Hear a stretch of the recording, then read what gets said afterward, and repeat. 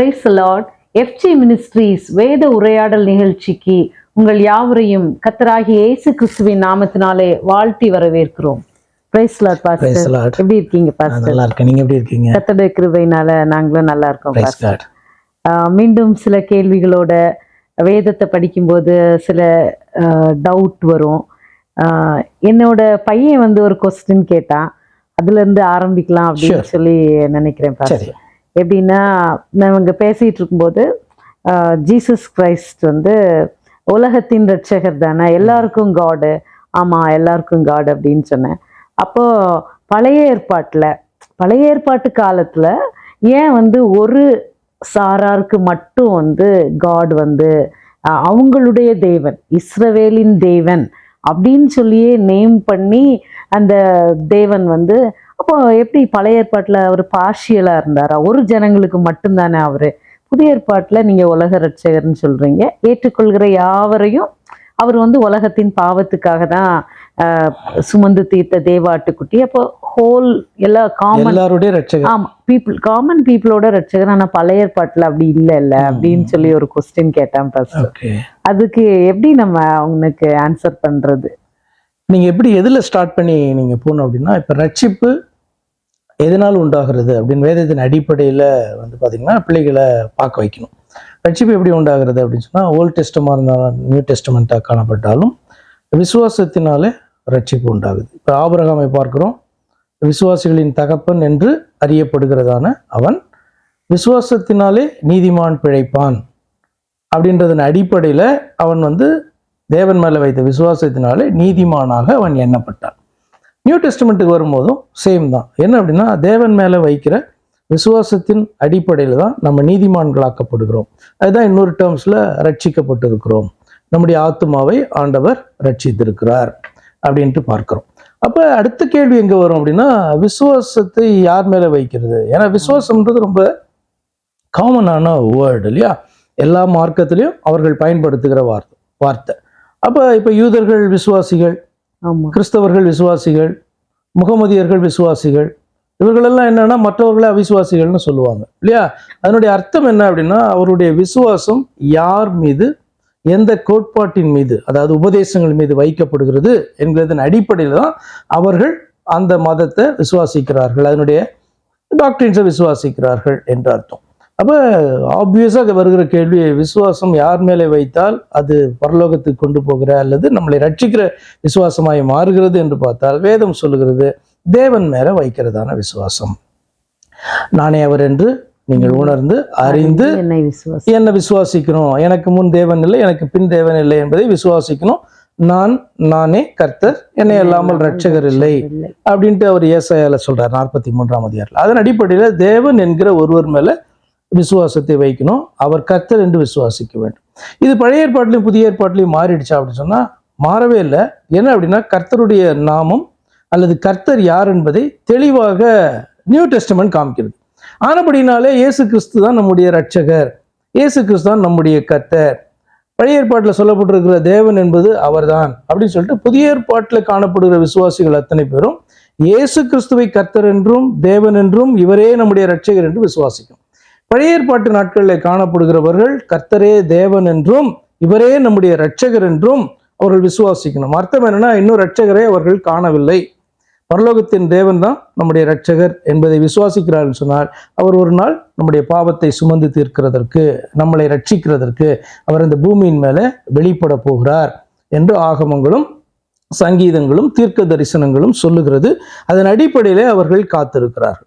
அப்ப பழைய ஏற்பாட்டிலையும் சரி புதிய ஏற்பாட்டிலையும் சரி தேவனை அறிந்து உணர்ந்து அவரை அன்றி வேறொரு ரட்சகர் இல்லை என்று விசுவாசிக்கிற காரியமே ரட்சிப்பை கொடுக்கும். சரியா? அப்ப இதன் அடிப்படையில் பார்த்தீங்க அப்படின்னு சொன்னா, என்ன வித்தியாசம் பழைய ஏற்பாட்டுக்கும் புதிய ஏற்பாட்டுக்கும் அப்படின்னு சொன்னா, பழைய ஏற்பாட்டில் இப்போ ஆபிரகாம் எடுத்துக்கோமே உதாரணமா. ஆபிரகாம் விசுவாசி. அப்படி அவனை பார்க்கும் பொழுது அவன் தேவன் பேரிலே விசுவாசமாய் இருந்தான், நீதிமான் என்கிறதான சாட்சியை அவன் பெற்றான். ஆனால் அவனுடைய பாவமெல்லாம் ஆண்டவர் என்ன பண்றாரு, மன்னிக்கிறார், அவனை ஏற்றுக்கொள்ளுகிறார். ஆனா இது எப்போ இட் வில் டேக் எஃபெக்ட் அப்படின்னு நீங்க பார்த்தீங்கன்னா, ஃபார் எக்ஸாம்பிள் இப்போ ஆபிரகாம் விசுவாசம் பரலோகத்துக்கு பிரவேசிட்டானா அப்படின்னு சொன்னா இல்லை. என்ன அப்படின்னா, இந்த பூமியில தான் அவனுடைய கல்லறை காணப்படுது, உயிர்த்தெழுதல் இன்னும் உண்டாகவில்லை. ஆனால் அவன் வந்து பரலோகத்தின் தேவனை அவன் விசுவாசித்தான். அவர்தான் தன்னுடைய ரட்சகர் என்று விசுவாசித்தான். அப்ப இது எப்போ வந்து பாத்தீங்கன்னா அவனுடைய இப்ப பாவம் மன்னிக்கிறதுனா என்ன அர்த்தம்? அந்த பாவத்தை ஒருவர் ஏற்றுக்கொண்டு பலி செலுத்தப்பட வேண்டும். அதாவது பாவத்தின் சம்பளம் மரணம் என்ற அந்த மரணத்தை ஏற்றுக்கொள்ள வேண்டும். அந்த பாவத்தை சுத்திகரிக்கிறதான அந்த ரத்தம் இல்லையா, அது சிந்தப்பட வேண்டும். அப்ப ரத்தம் சிந்துதல் இல்லாமல் பாவ மன்னிப்பு இல்லை. அப்ப ஆபிரகாமுடைய பாவத்துக்கு ரத்தம் சிந்தப்பட வேண்டும். ஆபிரகாமுடைய பாவத்துக்கான மரணத்தை அவனுடைய ரட்சகர் ஏற்றுக்கொள்ள வேண்டும். அப்ப ரட்சகர் இன்னும் வரல. புதிய ஏற்பாட்டின் காலத்தில் தான் 2000 வருஷம் முன்னாடி தான் வர்றார். அப்ப இந்த ஆபிரகாம் தேவனாலே ஏற்றுக்கொள்ளப்பட்டு தேவ மனுஷனாக வாழ்ந்து மரித்தான், உயிரோட இன்னும் எழுந்திருக்கல. அப்ப இயேசு கிறிஸ்து வருகிறார். யாரு? இந்த ஆபிரகாமுடைய தேவன். ஆபிரகாம் யாரு யெகோவா என்று நம்பினானோ அவர் என்ன பண்றாரு? பூமிக்கு இறங்கி வருகிறார். இறங்கி வந்து பாத்தீங்கன்னா பாவத்தின் சம்பளமாகிய அந்த மரணத்தை ஏற்றுக்கொள்ள, ஆபிரகாமுடைய அந்த 2ஆம் மரணத்தை அல்லது நரகத்திலே தள்ளப்படக்கூடிய அந்த மரணத்தை என்ன பண்றார்? அவர் ஏற்றுக்கொள்ளுகிறார், ஆக்கினையை ஏற்றுக்கொள்ளுகிறார். அப்ப இயேசு கிறிஸ்து வந்து இறங்கி வரல அப்படின்னு சொன்னா ஆபிரகாம் உயிரோட எழுந்தாலும் பிரயோஜனம் கிடையாது. காரணம் என்ன அப்படின்னு சொன்னா, உயிரோட எழுந்து நான் பாவ மன்னிப்பை பெற்றுவிட்டேன் அப்படின்னு எப்படி அவன் சொல்ல முடியும்? விஷயம் புரிகிறதா? அப்ப எப்பொழுதுதான் வந்து பாத்தீங்கன்னா இந்த பாவத்திற்கான பலி செலுத்தப்படுகிறதோ அப்பொழுதுதான் வந்து பாத்தீங்கன்னா அவர்களுடைய அந்த பாவம் மன்னிக்கப்பட்டது என்கிறதான காரியம் வந்து நிறைவேறுகிறது. இப்ப இன்னும் இயேசு கிறிஸ்து வரல. ஆபிரகாம் வந்து உயிரோடு எழுந்திருக்கல, மோசே உயிரோடு எழுந்திருக்கல, தாவீது இன்னும் உயிரோடு எழுந்திருக்கல, பழைய ஏற்பாடு விசுவாசிகள் உயிரோடு எழுந்திருக்கல, புதிய ஏற்பாடு விசுவாசிகள் உயிரோடு எழுந்துட்டாங்கன்னா அவங்களும் இன்னும் எழுந்திருக்கல.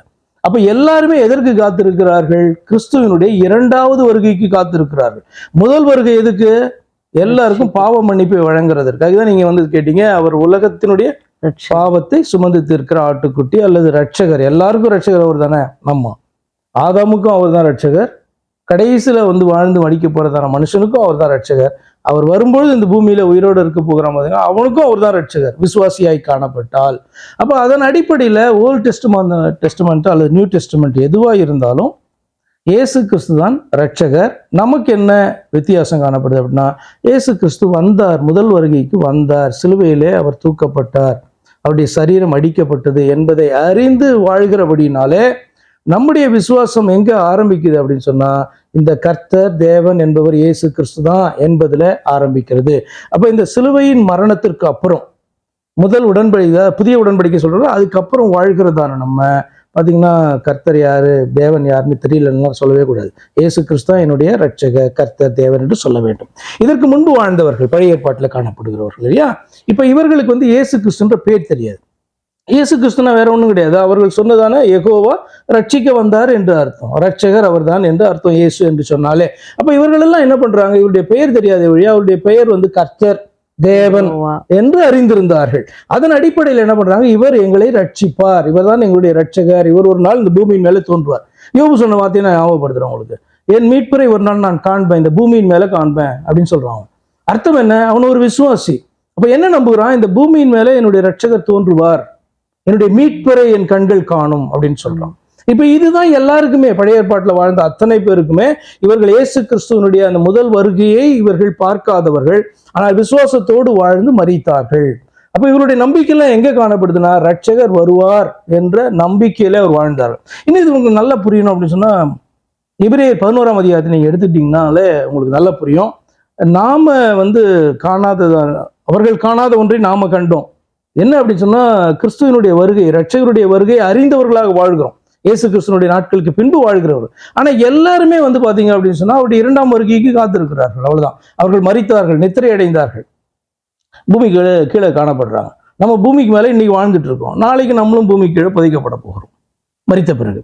அதுக்கப்புறம் ஜனங்கள் தோன்றுவார்கள், வாழ்வார்கள். எல்லாமே எது வரைக்கும் தான் அப்படின்னு சொன்னா, எங்கதான் முடிவு அப்படின்னா, கிறிஸ்துவனுடைய 2ஆம் வருகையோட பாத்தீங்கன்னா எல்லாமே முடிந்துடும். என்னன்னா, கிறிஸ்துவுக்குள் மரித்தவர்களும் உயிரோடு எழுந்துருவாங்க, கிறிஸ்து வரும்போது காணப்படுகிற விசுவாசிகளும் அவர்கள் மறுரூபமாவார்கள், எடுத்துக்கொள்ளப்படுவார்கள் அப்படின்ற காரியம் காணப்படுது. அப்ப ரட்சிப்பை குறித்து நீங்க பாப்பீங்கன்னா விசுவாசம். விசுவாசம் யாரு? தேவன் பேர்ல வைக்கிற விசுவாசம். அந்த தேவன் யாரு? கிறிஸ்து.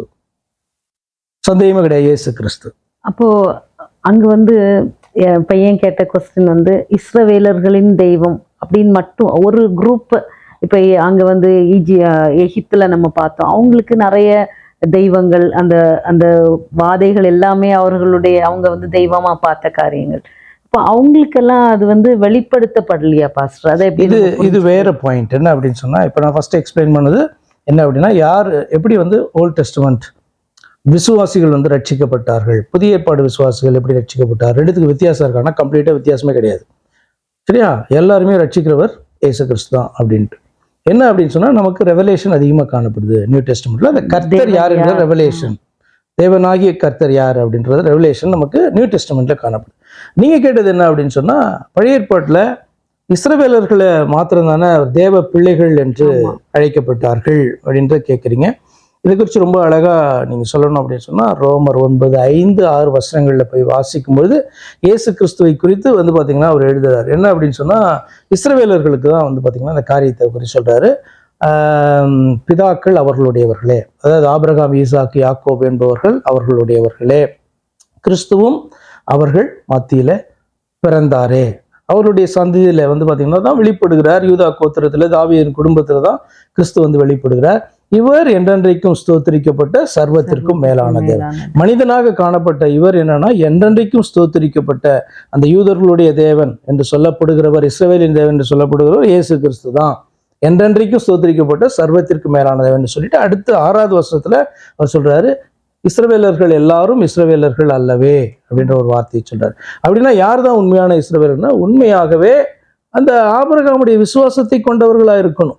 ஒரு இடத்துல வந்து பாத்தீங்கன்னா, இயேசு கிறிஸ்துவை கல்லெறிய பார்க்கும்பொழுது, அவருக்கு விரோதமாய் செயல்பட ஆரம்பிக்கும்பொழுது, யோவான் 8ஆம் அதிகாரம் நினைக்கிறேன், உங்களுடைய தகப்பன்னு சொல்றீங்களே ஆபிரகாம, அவன் இப்படி செய்யலையே, நீங்க இப்படி செய்றீங்களே, உங்களுடைய பிதாவாகிய தகப்பன் வேற பிசாசு அப்படின்ட்டு ஆண்டவர் சொல்லுகிறதான காரணமே என்ன அப்படின்னா, ஆபிரகாமின் தெய்வத்தை அறியாதவர்களாக, ஆபிரகாமை போல நடந்து கொள்ளாதவர்களாக காணப்படுறாங்க. ஆனா ஆபிரகாமுடைய மாம்ச பிரகாரமான சந்ததியிலே வந்திருக்கிறார். அப்ப இஸ்ரவேலர்கள் எல்லாரும் இஸ்ரவேலர்கள் அல்ல. இந்த சர்வத்திற்கும் மேலான தெய்வத்தை, கிறிஸ்துவை அவர்கள் பரலோகத்தின் தேவன் இவரே, தங்களுடைய பிதா இவரே, எங்களை ரட்சிக்க வெளிப்பட்டிருக்கிறார் என்று ஏற்றுக்கொள்ளாத வரை அவர்கள் இஸ்ரவேலர்களே கிடையாது. அதே தான் கிறிஸ்தவர்களுக்கும். அப்ப ஓல்ட் டெஸ்டமெண்ட்ல வந்து பாத்தீங்கன்னா இஸ்ரவேலர்களை மாத்திரம் அவர் பார்த்தார். அப்படி அந்த இடத்துல அப்படி சொல்றாரு. ரோமர் 9லயே தேவ ஆராதனைகள் அவர்களுடையதே, வாக்கு தத்துவங்கள் எடுத்து வேணும் வாசிக்கிறேன் வாசிங்க, வாக்கு தத்துவங்கள் அவர்களுடையதே அப்படின்லாம் சொல்றாரு. ரோமர் 9:5 பிதாக்கள் அவருடையவர்களே, மாம்சத்தின்படி கிறிஸ்துவும் அவர்களில் பிறந்தாரே, இவர் என்றென்றைக்கும் ஸ்தோத்தரிக்கப்பட்ட சர்வத்திற்கும் மேலான தேவன். ஆமேன். தேவ வசனம் அவமாய் போயிட்டு என்று சொல்லக்கூடாது. ஏனென்றால் இஸ்ரவேல் வம்சத்தார் எல்லாரும் இஸ்ரவேலர் அல்லவே, அவர்கள் ஆபிரகாமின் சந்ததியார் ஆனாலும் எல்லாரும் பிள்ளைகள் அல்லவே. ஈசாக்கினிடத்தில் உன் சந்ததி. அதுக்கு முன்னாடி 4 வாசிங்க. அவர்கள் இஸ்ரவேலரே, புத்திர சுவிகாரமும் மகிமையும் உடன்படிக்கைகளும் நியாய பிரமாணமும் தேவ ஆராதனைகளும் வாக்கு தத்தங்களும் அவர்களுடையவைகளே. எல்லாம் அவர்களுடையது. பிதாக்கள் அவர்களுடையவர்கள், கிறிஸ்துவும் அவர்கள் நடுவில், அதாவது பரலோகத்தின் தேவன் ரட்சகர் அவர்கள் நடுவில் தான் தோன்றினார். ஆனா இவர் யாருன்னா, என்றைக்கும் ஸ்தோத்திரிக்கப்பட்டு சர்வத்திற்கு மேலான தேவன். இவர்களோ எல்லாருமே இஸ்ரவேலர்கள் கிடையாது. அர்த்தம் என்னன்னா, எல்லாரும் ஆபிரகாமை போல அவரை ஏற்றுக்கொள்ளவில்லை, விசுவாசிக்கல. ஆனா ஆபிரகாம் பிள்ளைகள் நாங்க பரலோகத்துக்கு போயிடும் அப்படின்னு சொல்லிட்டு இருக்காங்க. ஆண்டவர் சொல்றாரு, வாய்ப்பே கிடையாது, அப்படி கிடையாது. நீங்க வந்து பாத்தீங்க அப்படின்னு சொன்னா ஆபிரகாமுடைய பிள்ளைகள் கிடையாது, ஆவிக்குரியபடி ஆபிரகாமுடைய பிள்ளைகள் கிடையாது அப்படின்றதான காரியம் அவங்க சொல்லப்பட்டிருக்கு. ஸோ இப்போ இது பாயிண்ட்டுக்கு வரும். என்ன அப்படின்னா, இஸ்ரவேலர்கள் தான் வந்து அவருடைய பிள்ளைகளாக, உடன்படிக்கைக்குரியவர்களாக என்ன பண்ணாங்க, பார்க்கப்பட்டாங்க. ஏன்னா வந்து நீங்க எப்படி வாசிக்கிறீங்க அப்படின்னு சொன்னா, உலகம் வந்து உலகத்தினுடைய ஜனங்கள் தேவ மகிமையற்றவர்களாக அவர்கள் காணப்பட்டாங்க. தேவனை தேடுகிற உணர்வு உள்ளவன் இல்லை, எல்லாரும் வந்து தேவ மகிமையற்றவர்களாய் காணப்பட்டோம் அப்படின்னு சங்கீதத்தில் நம்ம வாசிக்கிறோம். ரோமர் 3ஆம் அதிகாரத்தில் அந்த காரியம் வந்து சொல்லப்பட்டிருக்கும். இப்படி இருக்கிறதான சூழ்நிலையில இந்த உலக ஜனங்களை ரட்சிக்கிறதற்கு தேவன் என்ன பண்றாரு, ஒருவனை தெரிந்து கொள்கிறார். என்ன ஒருவனை ஏன் தெரிந்து கொள்ளணும் அப்படின்னா, தேவன் இந்த பூமிக்கு மனுஷனா வரணும். ஆபிரகாமை தெரிந்து கொண்டதனுடைய விசேஷம் என்ன அப்படின்னு சொன்னா, தேவன் இந்த பூமிக்கு மனுஷனாக வருகிறதற்கு பார்த்தீங்கன்னா ஒரு மனுஷனை தெரிந்து கொண்டு அவனுடைய சந்ததியை குறித்து ஆண்டவர் பேசுகிறார். பேசும்போதே அதுல ஒரு சந்ததி ஆசீர்வதிக்கப்படும் அப்படின்னு சொல்றார். அது வந்து ஆதியாகமம் 17ஆவது அதிகாரம் 7வது வசனத்துல காணப்படுது. ஆபிரகாமுக்கு நிறைய சந்ததிகள் காணப்பட்டாங்க, நிறைய பிள்ளைகள், அதுல ஒரு சந்ததி ஆசீர்வதிக்கப்படும் அப்படின்னு சொல்றாரு. கலாத்தியர்ல வந்து பவுல் எடுத்து பேசும்போது 3ஆம் அதிகாரத்துல அந்த சந்ததி கிறிஸ்துவே அப்படின்னு சொல்றாரு. அதனுடைய அர்த்தம் என்னன்னா, ஆபிரகாமை ஆண்டவர் தெரிந்து கொண்டதான காரணமே என்னன்னா, கிறிஸ்துவின் மூலமாக, அதாவது தேவன் இரட்சகராக வெளிப்படுகிறதன் மூலமாக இந்த உலகத்தின் ஜனங்கள் ஆசீர்வதிக்கப்பட வேண்டும், ரட்சிக்கப்பட வேண்டும் என்பதுதான் தேவனுடைய விருப்பம். அப்போ ஓல்ட் டெஸ்டமெண்ட் நீங்க எடுத்துட்டீங்கன்னா, இப்ப நம்ம வாசித்த ரோமர் 9 4வது வசனத்துல வாசித்தோம், தேவாராதனைகள், ஆணைகள், உடன்படிக்கைகள், பிதாக்கள் எல்லாமே அவர்களுடையதுதான். எல்லாமே எப்படி காணப்படுது? சென்ட்ரலைஸ்டா காணப்பட்டது. அந்த நாட்கள்ல வெளியில இருக்கிற ஒருவன் ரட்சிக்கப்பட வேண்டுமானால் அவன் இந்த தேவனை ஆபிரகாமின் தேவன் தான், இஸ்ரவேலின் தேவன் தான் மெய்யான தேவன் என்று ஏற்றுக்கொண்டு அவருடைய செட்டைகளின் கீழே வர வேண்டும். அப்படி வந்தால் அவன் ரட்சிக்கப்பட முடியும். ரூத் உதாரணம். ரூத் வெளியில இருக்க மோவாபிய ஸ்திரீ. அவ்வளோ பாத்தீங்கன்னா நவோமியுடைய தேவன் தான், அதாவது இஸ்ரவேலின் தேவன் தான் என்னுடைய தேவன் என்று சொல்லி அவள் உள்ள வருகிறாள், அவள் ரட்சிக்கப்படுகிறாள். அப்படிதான் பாத்தீங்கன்னா ராகாப், அவள் பாத்தீங்கன்னா கானானிய ஸ்திரீ, எரிகோவில் வாழ்ந்து கொண்டு இருக்கிறவள். அவள் பாத்தீங்கன்னா கேள்விப்பட்டு இந்த தேவனை தன்னுடைய தேவனாக ஏற்றுக்கொள்ளும் பொழுது அவள் ரட்சிக்கப்படுகிறாள். இப்படிதான் வெளியில இருக்கவர்கள் உள்ள வரணும்னா அப்படியாக என்ன பண்ணணும்? இங்க வரணும், உள்ளுக்குள்ள வரணும், யூத மார்க்கத்தவர்களாக மாற வேண்டும்.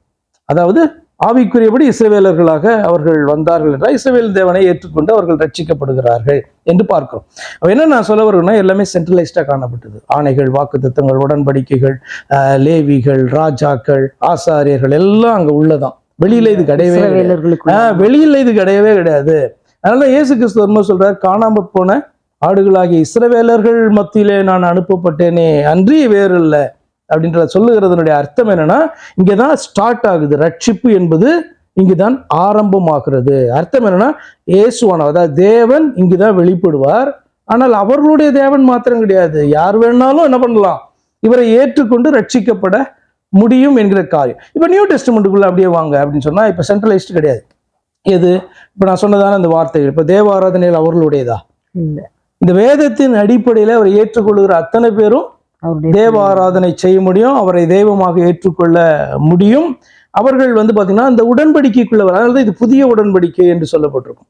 இப்ப இந்த உடன்படிக்கைக்குள்ள வர முடியும். அவர்கள் இஸ்ரவேலரா இருக்கலாம், அல்லது வேற யாரா, எகிப்தியனா கூட இருக்கலாம், ஒரு கானானியனா கூட இருக்கலாம், ஒரு அமெரிக்கனா இருக்கலாம், ஒரு இந்தியனா இருக்கலாம். யார் வேணாலும் என்ன பண்ண முடியும்? இந்த இஸ்ரவேலின் தேவனை ஏற்றுக்கொள்ள. இஸ்ரவேலின் தேவன் அர்த்தம், பரலோகத்தின் தெய்வம் என்ன பண்ணாரு? இஸ்ரவேலர்களுக்கு வாக்குத்தத்தத்தை கொடுத்து உடன்படிக்கை பண்ணி அவர்கள் நடுவில் என்ன பண்ணார்? வெளிப்பட்டார். அவர்களுக்காகவே வெளிப்பட்டார் அப்படின்னா உலகத்துக்காக வெளிப்பட்டார். அதான் நீங்க ஆரம்பத்தில் சொன்னீங்க, உலக ரட்சகர் என்று சொல்லி நீங்க சொன்னீங்க இல்லையா? அப்ப சென்ட்ரலைஸ்டா காணப்பட்ட இதெல்லாம் என்ன பண்ணுது? விரிவடைந்து இப்ப எல்லாருக்கும், உலக ஜனங்களுக்கெல்லாம் ஆசீர்வாதமாக அது போகிறது.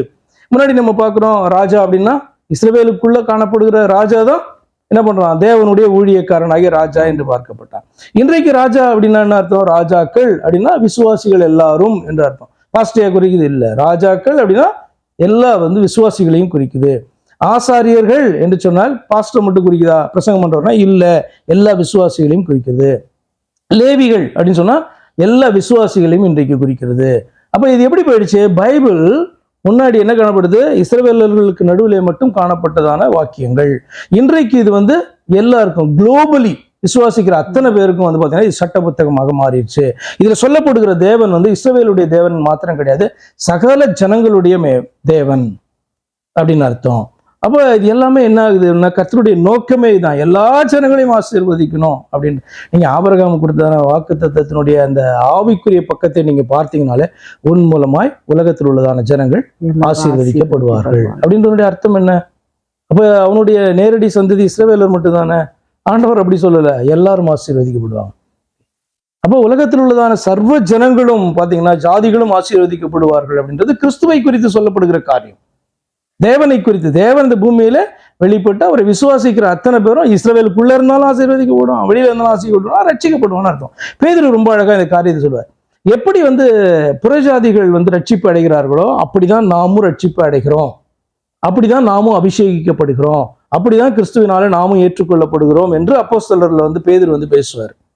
அதனுடைய அர்த்தம் இதுதான். இஸ்ரவேலருக்கு வேறு விதமாக ரட்சிக்கப்பட முடியாது.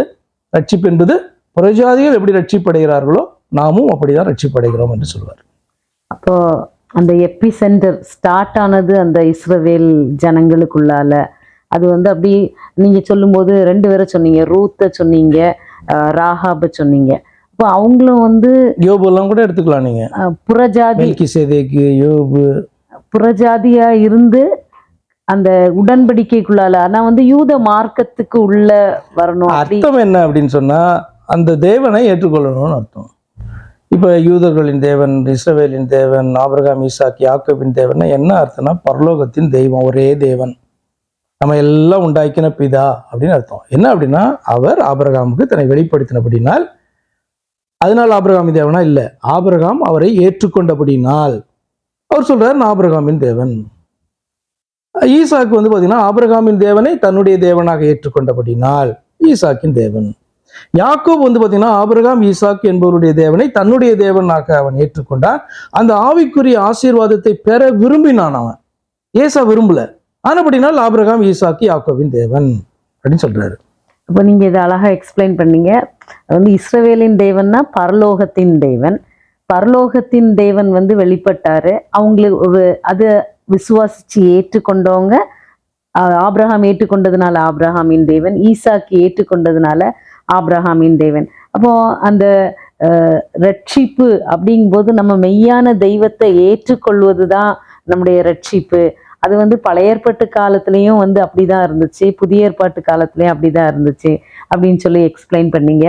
அந்த இயேசு கிறிஸ்து பிறக்கும்போது இதோ உலக மெங்கும் வந்து ஒரு நற்செய்தியை நான் சொல்றேன் அப்படின்னு சொல்லி அந்த தூதர்கள் வந்து சொல்லுவாங்க. அப்போ உலகத்திற்கு நற்செய்தியே வந்து கிறிஸ்து வந்து உலக ரட்சகரா வந்தது அப்படின்னு சொல்லி, அப்போ எனக்கு வந்து இப்போ வந்து கிளியரா வந்து எக்ஸ்பிளைன் பண்ணி கொடுக்கறதுக்கு எனக்கு அது அந்த கான்செப்ட் புரிஞ்சுது. ஆமா, அடுத்து அந்த சென்டர்னு சொன்னீங்க, அப்படிதான் வந்தாகணும். இப்ப பரலோகத்தின் தேவன் இந்த பூமியில இருக்க எல்லா ஜனங்களையும் உண்டாக்கினார். எகிப்து ஜனங்களையும் அவர் தான் உண்டாக்கினார், இஸ்ரவேல் ஜனங்களையும் அவர் தான் உண்டாக்கினார், கானான் ஜனங்களையும் அவர் தான் உண்டாக்கினார். இந்த பக்கம் பார்த்தீங்கன்னா சிரியர்கள், அசீரியர்கள் எல்லாரையுமே அவர் தான், மோவாபியர்கள், அம்மோனியர்கள் எல்லாரையுமே அவர் தான் உண்டாக்கினார். இப்போ ஒரு இடத்துல அவர் வரணும் இல்ல, இப்போ ஒரு இடத்துல வந்து இந்த கீழே இறங்கணும் அப்படின்னு சொன்னா பூமியிலே மனிதனாக வெளிப்பட வேண்டும். அதனாலதான் ஆதியாகமத்தை சொல்றதுக்கும் ஸ்திரீயின் வித்தாக, அதாவது உன் வித்துக்கும் ஸ்திரீயின் வித்துக்கும் பகை உண்டாக்குவேன். அப்ப ரட்சகர் வந்து ஒரு ஸ்திரீனிடத்துல பிறந்து வெளிப்பட வேண்டும் அப்படின்னா இந்த பூமியில வரணும். எங்க வர்றது? ஒவ்வொரு இடத்துக்கும் ஒவ்வொரு ரட்சகரா வர முடியும். அப்ப ஒரு இடத்துலதான் இந்த காரியம் வந்து ஸ்டார்ட் ஆக வேண்டும். அப்ப ஆண்டவர் தெரிந்து கொண்டது என்ன அப்படின்னா இஸ்ரவேல் தேசம், ஆண்டவர் தெரிந்து கொண்டது யூதா கோத்திரம், அவர்களுக்குரியதான அந்த பெத்லெஹேம் என்கிறதான அந்த ஊரு. இதெல்லாம் வந்து பார்த்தீங்கன்னா தீர்க்கதரிசனம் சொல்லிக்கிட்டே வரப்பட்டிருக்கும். என்ன அப்படின்னா அவர் எந்த கோத்திரத்தில் வருவார், எந்த குடும்பத்தில் ஒருவராக வெளிப்படுவார், எந்த ஊரில் வந்து அவர் பிறப்பார் அப்படின்ற காரியம் ரொம்ப அழகாக சொல்லி. எதுக்கு அப்படின்னா அவர் வரும்போது இந்த இஸ்ரவேல் ஜனங்கள் எல்லாரும் அவரை பிடித்து கொள்ள வேண்டும். என்னவாக? தங்களுடைய கர்த்தர் இந்த பூமியிலே நம்மை ரட்சிக்க மனிதனாக வெளிப்பட்டு இருக்கிறார் என்று அவரை ஏற்றுக்கொள்ள வேண்டும் என்பதற்காக தான் தீர்க்கதரிசனம் சொல்ல வேண்டிய அர்த்தம் என்ன? அவர் பாட்டு திடீர்னு ஒரு நாள் வெளிப்பட்டு நான் தான் உங்க ரட்சகர், நான் தான் உங்க தெய்வம்னு சொல்லிட்டு போலாமே. தீர்க்க தரிசனம் சொல்லப்படுகிற காரணமே என்னன்னா அவர் வரும்பொழுது தங்களுடைய வேத வார்த்தைகளின் அடிப்படையிலே அவர்கள் ஆராய்ந்து பார்த்து இவர்தான் என்று ஏற்றுக்கொள்ள வேண்டும். அவர் உங்களுடைய மேசியா வந்து வெளிப்பட்டாயிட்டு அப்படின்னு சொல்லி ஏற்றுக்கொள்ள. ஆமா, அப்ப அவர் இந்த பூமியில வருகிறதற்காக தான் ஆதாம் என்கிற மனுஷனை அவர் தெரிந்து கொண்டு ஆடுதாம கொடுக்குற அந்த வாக்கு தத்துவங்களுடைய இந்த ரெண்டு பக்கம் இருக்கும். அதுல ஒன்று மாம்ச பிரகாரமான பூலோக ஆசீர்வாதங்கள், அதை வந்து ஆபிரகாமுடைய பிள்ளைகள் எல்லாருமே அனுபவிப்பாங்க. ஆனால் அந்த ஒரு சந்ததின்னு சொல்லப்பட்டிருக்கும்ல, அது கிறிஸ்துவை குறித்தது. அதனுடைய மீனிங் என்னன்னா கிறிஸ்துவை ஏற்றுக்கொண்டுகிற அத்தனை பேர் இந்த உலகத்துல அவர்கள் ஆபிரகாமின் பிள்ளைகளாக, சுதந்திரவாளிகளாக, வாக்கு தத்துவத்தின் ஜனமாக மாறுகிறார்கள். இது வந்து நீங்க கலாத்தியர் 3ஆம் அதிகாரம் கடைசி வசனத்துல நீங்க அதை வாசிப்பீங்க. நாம் தான் ஆபிரகாமுடைய சந்ததியாரும் சுதந்திரராயும் வாக்கு தத்துவத்தின்படி பிள்ளைகளாயும் காணும். அப்ப தேவ பிள்ளைகள் அப்படின்னா என்ன அர்த்தம்? கிறிஸ்துவை ஏற்றுக்கொண்டவர்கள், தேவனுடைய நாமத்தின் மேல விசுவாசத்தை வைத்தவர்கள் அத்தனை பேரும் அவருடைய பிள்ளைகளாகும்படி அதிகாரம் பெறுகிறார்கள் அப்படின்னு சொல்லுறதா காரியம். அப்போ எனக்கு அது கிளியரா புரிஞ்சுது. அப்போ மெய்யான தேவன் யாரென்று அறிந்து உணர்ந்து அவர் மேல விசுவாசத்தை வச்சா மாத்திரம்தான் ரட்சிப்பு. அவர் வந்து மனுஷனாய் வெளிப்பட்ட போது கர்த்தராகிய இயேசு கிறிஸ்து தான் எங்கள் தேவன், எங்கள் மேசியா அப்படின்னு சொல்லி அதை ஏற்றுக்கொள்ளும் போதுதான் நம்ம வாக்கு தத்துவத்துக்குள்ளால வரோம், உடன்படிக்கைக்குள்ளால வரோம். எல்லாமே வந்து புரிஞ்சுது பாஸ்டர். நீங்க வந்து எக்ஸ்பிளைன் பண்ணும்போது நான் முதல் பாயிண்ட்டை நீங்க எக்ஸ்பிளைன் பண்ணும்போது அதாவது வந்து நம்ம மேசியா வெளிப்படும், அதாவது தேவன் மாம்சத்துல வெளிப்பட்ட அப்புறம் நம்ம இருக்கிறோம், அதற்கு முன்னால வந்து அவருடைய வருகைக்கு காத்திருந்தார். இப்படி எல்லாம் கூட சொல்லப்பட்டிருக்கும். தீர்க்க தரிசனம் உரைத்த அத்தனை பேரும் அவரை குறித்து பேசி இருக்கிறாங்க. சாமுவேல் முதல் தீர்க்க தரிசனம் உரைத்த அத்தனை பேரும் அவரை குறித்து பேசியிருக்காங்க, ஆனா பார்க்கல. அப்ப அவர்கள் எல்லாம் வந்து பாத்தீங்கன்னா அவருடைய வருகைக்கு காத்திருந்து தங்களுடைய காலத்தை அவர்கள் விசுவாசத்தோடு முடித்து அவர்கள் மறைந்து போனார்கள், அதாவது நித்திரை அடைந்தார்கள். இப்போ எதற்கு வந்து காத்திருக்கிறார்கள் அவர்கள் அப்படின்னா என்ன அர்த்தம் அப்படின்னு சொன்னா, அவர்கள் கிறிஸ்துவனுடைய இரண்டாம் வருகைக்கு காத்திருக்கிறார்கள். ஏன்னா உயிர்த்தெழுதல் என்பது அப்பொழுதுதான் உண்டாகும். அப்பதான் அந்த நித்திய ஜீவனை நம்ம சுதந்திரிக்க முடியும். ஆமா, நாம இல்லாம ஆபிரகாம் வந்து பரலோகத்துக்கு போயிட முடியாது. இப்படியே வந்து வசனம் வந்து பாத்தீங்க அப்படின்னா நீங்க எபிரேயர் 11 வாசிப்பீங்க. நாம இல்லாம, அதாவது புதிய ஏற்பாட்டுடைய விசுவாசிகள் இல்லாம பழைய ஏற்பாட்டின் விசுவாசிகள் பரலோகத்துக்கு போயிடல என்பதை புரிந்து கொள்ளுங்க அப்படின்ட்டு வந்து சொல்லப்பட்டிருக்கும். இப்போ நீங்க அதை எக்ஸ்பிளைன் பண்ணும்போது 3 கேட்டகரி நான் புரிஞ்சுக்கிட்டது. கர்த்தர் வந்து மாம்சத்துல, தேவன் மாம்சத்துல வெளிப்படுறதுக்கு முன்னால அந்த ஒரு 33.5 இயர்ஸ்ல பீப்புள் வந்து மாம்சத்துல வெளிப்பட்ட தேவன் கூட நடந்திருப்பாங்க, அவருடைய ஊழியத்துல பார்ட் அண்ட் பார்சலா இருந்திருப்பாங்க, இல்லை அவருடைய அந்த பிரசங்கங்களை அற்புதங்களை பார்த்துருக்காங்க. நம்ம வந்து அதை விசுவாசிக்கிறோம், எழுதப்பட்டிருக்குது. அப்போ அந்த பீப்புள் ஸ்பெஷலா, அதாவது மாம்சத்துல தேவன் வெளிப்பட்டதை பார்த்த பீப்புளுக்கு அவங்க ஸ்பெஷலா பாஸ்டர்? அப்படி எனக்கு மனசுக்குள்ளால ஒரு கேள்வி வருது. ஏன்னா தேவனை பார்த்துட்டாங்க. ஒரு விதத்துல வந்து பார்த்தா அவங்க ஸ்பெஷல். என்ன அப்படின்னா தேவனை மாம்சத்துல பார்த்தாங்க. இன்னொரு விதத்துல பாத்தீங்கன்னா அவங்க ஸ்பெஷல் கிடையாது. இப்ப தோமாக்கிட்ட ஆண்டவர் பேசுறாரு. எப்படி அப்படின்னு சொன்னா, அவிசுவாசியாயிராம நீ வந்து விசுவாசியாயிரு, தொட்டுப்பாரு, நான் தான் அப்படின்ட்டு கிறிஸ்து சொல்றாரு. அப்ப அந்த இடத்துல வந்து பாத்தீங்கன்னா அவன் சொல்லுகிறான், ஆண்டவரே, என் தேவனே, என் ஆண்டவரே அப்படின்ட்டு என்ன பண்றான். அது வரைக்கும் தேவன்ற வார்த்தையை கிறிஸ்துவுக்கு சீஷர்கள் அப்போஸ்தலர்கள் பயன்படுத்துறது இல்லை. அப்ப இவர் தான் தங்களுடைய தேவன் யெகோவா என்பதை அறிந்து கொண்டுதான் அந்த வார்த்தையை சொல்றான், என் தேவனே, என் ஆண்டவரே என்று. அப்ப வந்து பாத்தீங்கன்னா நீ கண்டபடினாலே விசுவாசிக்கிறாய், காணாதிருந்து விசுவாசிக்கிறவர்கள் பாக்கியவான்கள் அப்படின்னு சொல்றாரு. அப்படின்னா நீங்க கேட்ட கேள்வியில நாம ஸ்பெஷலா அவர்கள் ஸ்பெஷலா அப்படின்னு பார்த்தா ஒரு விதத்துல அவர்கள் ஸ்பெஷல். என்ன அப்படின்னா மாம்ச பிரகாரமாக கிறிஸ்துவை கண்டார்கள். இது பெரிய விசேஷமான, அவன் எத்தனையோ பேருக்கு கிடைக்காத பிரிவிலேஜ் தான் அது. ஆனால் அதே நேரத்துல வந்து நிறைய பேர் ஏற்றுக்கொள்ளவே இல்லையே. அப்போ முக்கியமானதை அவர்கள் வந்து விட்டுட்டாங்களே. ஆனா வந்து அதற்கு பின்பு அந்த சுவிசேஷம் அறிவிக்கப்பட்ட போது பாத்தீங்கன்னா 3000 பேர், 2000 பேர், 5000 பேர், எத்தனையோ பேர் வந்துட்டே இருக்காங்க கிறிஸ்துவிட்ட. அப்ப இவர்கள் விசேஷம் அப்படின்னா, ஆமா கிறிஸ்து சொல்றாரு, அவர்கள் காணாதிருந்து விசுவாசிக்கிறவர்கள் பாக்கியவான்கள் அப்படின்ற வார்த்தையை சொல்றாருல. இப்போ உங்க கேள்வி, ஒரு விதத்துல அவர்கள், இன்னொரு விதத்துல காணாது விசுவாசிக்கிறதான அவர்கள். அந்த காலத்துல வாழாம அதற்கு பின்பு வாழ்ந்தும் அவர் விசுவாசிக்கிறவர்கள் பாக்கியவான்கள். அவ்வளவுதான், ரொம்ப சிம்பிள். அது எந்த காலமா இருந்தாலும். ஏன் அப்படி சொன்னா, அவர் வந்து பாத்தீங்கன்னா தன்னுடைய அந்த வாக்கு தத்துவத்தை நிறைவேற்றும்படியாய், நம்ம ரட்சிக்கும்படியாய் இறங்கி வந்தார். அப்ப அன்னைக்கு விசுவாசிச்சா பாக்கியவான் நீ, அதற்கு பின்பு வாழ்ந்து விசுவாசிக்கிறாய் பாக்கியவான். அப்போ விசுவாசித்தவளே பாக்கியவதி அப்படிங்கிறத, விசுவாசம்தான் மெயின். நம்ம எந்த பீரியட்ல வாழ்ந்தோம். நீங்க சொன்னீங்க, நான் நினைச்சேன் இப்போ காடை பார்த்துருப்பாங்களே, கண்களால கூட நடந்திருப்பாங்களே. நீங்க சொன்னீங்க விசுவாசிக்காத ஒரு கூட்டம் இருக்கே, அப்போ அவங்களுக்கு என்ன பிரயோஜனம் அப்படின்னு சொன்னீங்க. அப்போ எதையுமே நம்ம வந்து மெய்யான தேவன் யார் என்று அறிந்து உணர்ந்து அவர் மேல விசுவாசத்தை வைக்கிறது தான் ரொம்ப ரொம்ப இம்பார்ட்டன்ட் அப்படின்னு எடுத்துக்கலாம். இன்னொரு சேலஞ்சும் இருந்தது அவர்களுக்கு. இப்ப காடை பார்த்தாங்க அப்படின்னாலும் காடா பார்க்கலையே. காடை வந்து சாதாரண ஒரு மனிதனாக தம்மில் ஒருவரை போலதான் அவர்கள் வந்து பார்த்தார்கள். அப்படி பார்க்கும்போது நம்புறது, விசுவாசிக்கிறது வந்து எளிதான காரியம் அல்லவே. அப்பயும் அவர்கள் அந்த வார்த்தையின் அடிப்படையில தான் அவரை விசுவாசிக்க முடியும். என்ன அப்படின்னு சொன்னா, தங்களுடைய வேதத்துல இதுவரைக்கும் சொல்லப்பட்ட காரியங்கள் எல்லாம் இவரிலே நிறைவடைகிறதே, இவர்தான் மேசியா என்று விசுவாசித்தால் தேவனை விசுவாசிக்கிறார்கள் என்ற அர்த்தம். அது எளிதான காரியம் அல்லவே. இன்றைக்கு நமக்கு நிறைய எழுதப்பட்டிருக்குது, புதிய ஏற்பாட்டு நிருபங்கள்லாம் வந்துருச்சு, இன்னைக்கு நமக்கு எளிதாக தெரிகிறது. ஆனா அவர்களுக்கு வந்து அப்படி அல்லவே. அவர்களுடைய வேதத்தை அவர்கள் விசுவாசித்து இந்த வேதத்தோட கம்பேர் பண்ணி பார்க்கணும், கிறிஸ்து செய்கிறதான காரியங்களையும் அவருடைய வார்த்தைகளையும் அவர்கள் ஒப்பிட்டு பார்த்தால் இவர்தான் என்று அவர்கள் என்ன பண்ண முடியும், ஏற்றுக்கொள்ள முடியும். அப்ப ரொம்ப சேலஞ்சான ஒரு காரியம். ஏன்னா அவர் வந்து எங்க பிறந்தார், எங்க வளர்ந்தார் என்பதையெல்லாம் அவர்கள் அறிந்திருக்கிறார்கள், யாருடைய குமாரன் என்பதை அறிந்திருக்கிறார்கள். அப்போ மனுஷகுமாரன் என்று அவரை விசுவாசிப்பதில் அவர்களுக்கு பிரச்சனை கிடையாது. தேவனுடைய குமாரன் என்று விசுவாசிப்பதில் பிரச்சனை. தேவனுடைய குமாரனா தேவன் மனிதனாக வந்திருக்கிறார், அப்படி விசுவாசிப்பது வந்து ஒரு பெரிய சேலஞ்சா அவர்களுக்கு காணப்பட்டது. அப்போ அவர்கள் வந்து பாக்கியவான்களா ஸ்பெஷலா அப்படின்னு பார்த்தீங்க அப்படின்னா பாவம் இல்லை அவங்க அந்த அர்த்தத்தில். அப்போ என்னதான் பிரச்சனைனா, எல்லாருக்குமே என்னதான் பிரச்சனையாக காணப்படுதுன்னா, வேத வார்த்தையை சீரியஸாக எடுக்கலைன்னா கிறிஸ்துவை அவர்கள் ஒருபோதும் கண்டடைய முடியாது. அன்னைக்கும் சரி, இன்னைக்கும் சரி. இன்னைக்கும் ஏன் நிறைய கிறிஸ்தவர்கள் என்று சொல்லுகிறோம், ஆனால் கிறிஸ்தவர்கள் எல்லாரும் கிறிஸ்தவர்கள் அல்ல என்று ரோமர் 9:6 படி எப்படி சொல்றோம் அப்படின்னு சொன்னா, நிச்சயமா அவர்கள் வேத வசனத்தை மிஸ் பண்றதுனால உண்மையான கிறிஸ்துவை மிஸ் பண்ணிடுறாங்க அவங்க. அப்போ நம்ம பார்க்கும்போது அந்த விசுவாசம் அந்த மெய்யான தேவன் மேல வைக்கிறாங்க. நமக்கு நிருபங்கள்லாம் இருக்கு. அந்த பழைய ஏற்பாட்டுல சொன்ன தீர்க்க தரிசனங்கள் எல்லாத்தையும் வந்து எடுத்து இந்த அப்போஸ்தலர்கள் எக்ஸ்பிளைன் பண்ணி இன்னும் சிம்பிளர் ஆக்கி நமக்கு சிம்பிள் டேர்ம்ஸ்ல தந்திருக்காங்க. அவங்களுக்கு வந்து கட்டளைகள் பிரமாணங்கள் எல்லாம் இருந்துச்சு. பட் வந்து அவங்க அதை உற்று நோக்கி இதுதான் நம்ம மேசியா நம்ம ரட்சகர்னு கண்டுபிடிக்கணும். நான் ரொம்ப ரொம்ப பெரிய வித்தியாசமா இதை பார்க்கல. இன்னைக்கு இவ்வளோலாம் இருக்குன்னு நீங்க சொல்றீங்க. உங்களுக்கு கண் திறக்கப்பட்டதுனால கிறிஸ்துவை அறிந்தபடினால் நீங்க அப்படி சொல்றீங்க. இன்னைக்கும் கிறிஸ்து வந்து 3 பேர்ல ஒருவர்னு சொல்லுகிற எத்தனை கிறிஸ்தவர்கள் இருக்காங்க.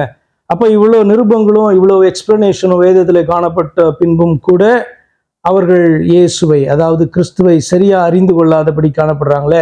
அப்ப வேறொரு இயேசுவை விசுவாசிக்கிறவர்களா காணப்படுறாங்க, அல்லது அந்தி கிறிஸ்துவை கிறிஸ்து என்று விசுவாசிக்கிறவர்களா காணப்படுறாங்களே. என்ன சொல்லுவீங்க நீங்க? அப்ப தே ஆர் ப்ரிவிலேஜ் பீப்புள்னு சொல்றதா, அல்லது நாம வந்து ப்ரிவிலேஜ்னு சொல்றதா? நம்மளை பார்த்து யாரும் கிடையாது. எல்லாருக்கும் ஆண்டவர் எப்படி கொடுக்கணும் வசனத்தை கொடுத்திருக்கிறார், அன்றும் சரி இன்றும் சரி. அந்த வசனங்களை ஆராய்ந்து பார்த்தால் உண்மையான கிறிஸ்து யார் என்று அறிந்து கொள்ள முடியும். அதுதான் வந்து ரொம்ப அழகா வந்து பாத்தீங்கன்னா ஏசாயா 25ஆம் அதிகாரத்துல அந்த சுவிசேஷத்தை குறித்தான 8-9 வசனங்களை பார்க்கும்போது அந்த மரணத்தை ஜெயமாக விழுங்குவார். கர்த்தர் வந்து மரணத்தை ஜெயமாக விழுங்குவார். நம்முடைய நிந்தையெல்லாம் என்ன பண்ணுவாரு? அவர் நீக்குவார்.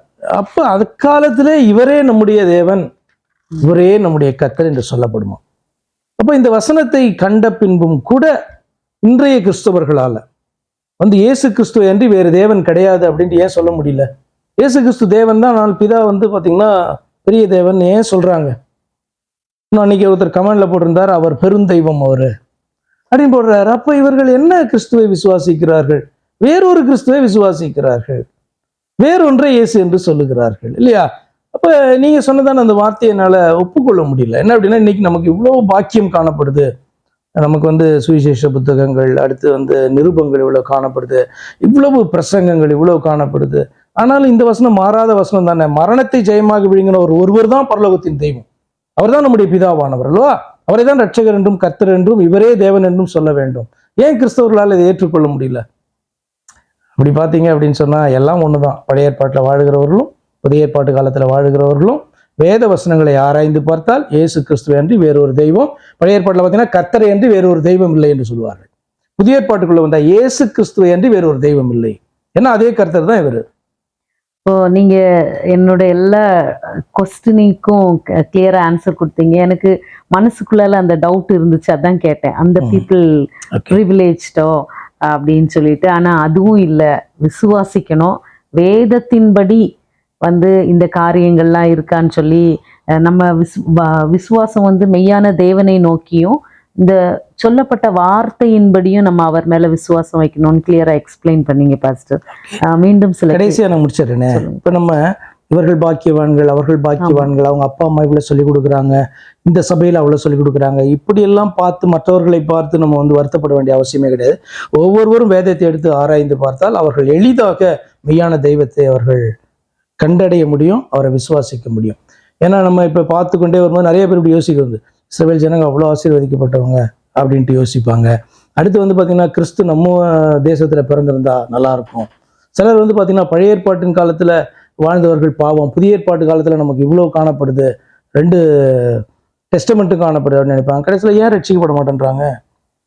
அப்ப ஒரு நிருபத்தை அல்லது ஒரு அதிகாரத்தை எடுத்து வாசிக்கிறவர்கள் கூட அதை உணர்ந்து வாசித்தார்கள்னா தெய்வத்தை கண்டடைந்து ரட்சிக்கப்படுவாங்க. அப்படினால் இந்த சாக்கு போக்கு, அவர்கள் ப்ரிவிலேஜ், நாங்க ப்ரிவிலேஜ், அவர்கள் பாக்கியவான்கள், நாங்க பாக்கியமற்றவர்கள், இப்படிலாம் சொல்லிட்டு இருக்கிறதுல அர்த்தமே கிடையாது. ஆண்டவர் வந்து பார்த்தீங்கன்னா கடைசி நாட்கள்ல உனக்கு நான் சொல்லியிருக்கேன், உன்னோடு கூட பேசியிருக்கேன், உனக்கு வேத வார்த்தைகளை நான் கொடுத்துருக்கேன், நீ சாக்கு போக்கு சொல்ல முடியாது என்று வேத வார்த்தைகளை வாசிக்கிறவர்களை பார்த்து சொல்லுவாரு. வேத வார்த்தைகளை பெறாதவர்களை பார்த்து சொல்லுவாரு, இந்த இயற்கையை நீ பார்த்தாலே அதற்கு மேல ஒரு தேவன் காணப்படுகிறார், அதெல்லாம் உண்டாக்கினவர் என்பதை நீ அறிய முடியும் என்பதை ரோமர் 1ஆம் அதிகாரம் 16, 17, 18 வசனங்களில் வந்து பார்த்தீங்கன்னா ரொம்ப அழகா வந்து பார்த்தீங்கன்னா ஆண்டவர் விளக்குறார். யாருமே சாக்கு போக்கு சொல்ல முடியாது. அப்போ தேடுகிறவர்களுக்கு அவர் வந்து நிச்சயமா தென்படுவார். அவ்வளவுதான். தேடுகிறவர்களுக்கு அவர் தென்படுவார். உண்மையான தெய்வத்தை அவர்கள் அறிந்து தொழுது கொள்வார்கள், ரட்சிக்கப்படுவார்கள். இப்போ கர்த்தர் வந்து ஒரு ஆத்மாவுடைய வாஞ்சையும் பார்க்கிறாரு. வாஞ்சிக்கிறவங்களுக்கு கர்த்தர் வெளிப்படுத்துவாரு. நம்ம விசுவாசித்து மெய்யான தெய்வத்தை நம்ம ஏற்றுக்கொள்ளணும்னு சொல்லி புரிஞ்சு கொண்டே பாஸ்டர். மீண்டும் சில கேள்விகளோடு சந்திக்கலாம்.